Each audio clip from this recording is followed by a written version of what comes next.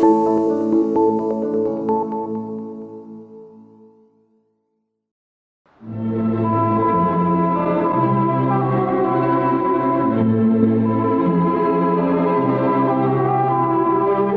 hazırda ölkəmizin ən gözəl məkanlarından biri hesab olunan Azərbaycan Milli Xalça Muzeyindəyik. Bükülmüş xalçanı xatırladan görünüşünə görə elə girişdəcə ziyarətçilərin könlünü oxşayan bu məkan Azərbaycanda, həmçinin dünyada ilk xalça muzeyi sayılır. Gəlin muzey ilə birlikdə tanış olaq. Əbədiyyəti təmsil edən Simurq quşu, həyat simvolu olan ağac təsviri, həndəsi elementlər, növbənöv butalar və s.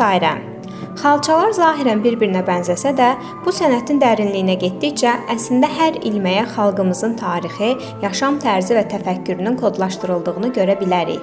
Muzeydə nümayiş olunan rəngarəng və hər biri özünə məxsus auraya sahib olan bu xalçalarla nağıllardakı kimi uça bilməsək də, bizi xəyali qanatlarına alaraq qədim dövrlərə qonaq edir.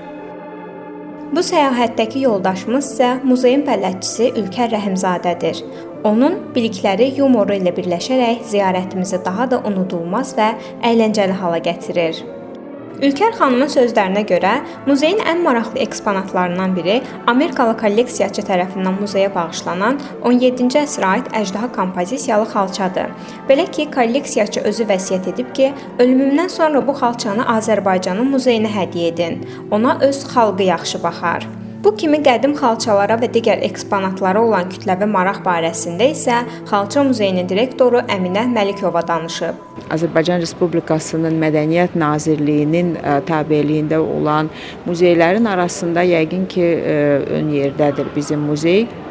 Keçən il 150 mindən çox ziyarətçi təşrif buyurmuşdu bizim muzeyə. Burada əlbəttə ki, müxtəlif xalçalar var. Əsasən bizim Azərbaycan xalçaçılıq sənəti 4 bölgəyə bölünür. Onlar regionlarla xalçalar tanınır, öz naxışlarla. Ən qədim xalça bizim kolleksiyamızdan 17-ci əsrə aiddir və əlbəttə ki, müasirdə xalçalar var. 14 toxucu bizdə işləyir. Onlar da ki, hətta qədim və bu günə ola bilər ki, gəlib çatmamış, yəni bütöv çatmamış xalçaların replikalarını toxuyurlar. Yəni muzeyin əsas istiqamətlərindən biri də elmi araşdırmalardır. Biz bugün bizim qədimlikdə olan xalça naxışlarını çalışırıq ki, bugün onları stilizə etmiş formada hətta bugünün xalçalarında da istifadə edək. Azərbaycanda xalçaçılar həmişə yenilikçi olublar. Sən demə, xalça üçün yeni naxışlar axtaran xalçaçılar hər hansı bir parçadan və ya şaldan çeşni, yəni eskiz kimi istifadə ediblər. Hətta Rusiyadan gətirilən konfet və sabun kağızlarının üzərindəki naxışlara belə milli ornamentlər qatıb, özünküləşdirərək yeni xalça formaları yaradıblar. Muzeyin ən göz oxşayan nümunələrindən biri isə İtalyan kolleksiyaçı tərəfindən ərmağan edilən qız qarıdan xalçadır. Belə ki, xalçanın haşiyələri digər xalçalarla müqayisədə həm çoxlu, həm də xırdadır. Qız qarıdan xalçanın bu yumoristik adı daşımasının altında onun toxunmasına sərf olunan vaxt, çəkilən böyük zəhmət, göstərilən səbir yatır.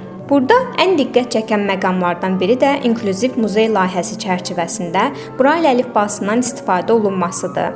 Belə ki, görmə məhdudiyyətli insanlar üçün nəzərdə tutulmuş qabarıq toxunan kiçik ölçülü ornamentlər və Braille əlifbası ilə qeyd olunmuş məlumat lövhələri muzeyin hər kəs üçün əlçatan olmasını təmin edir.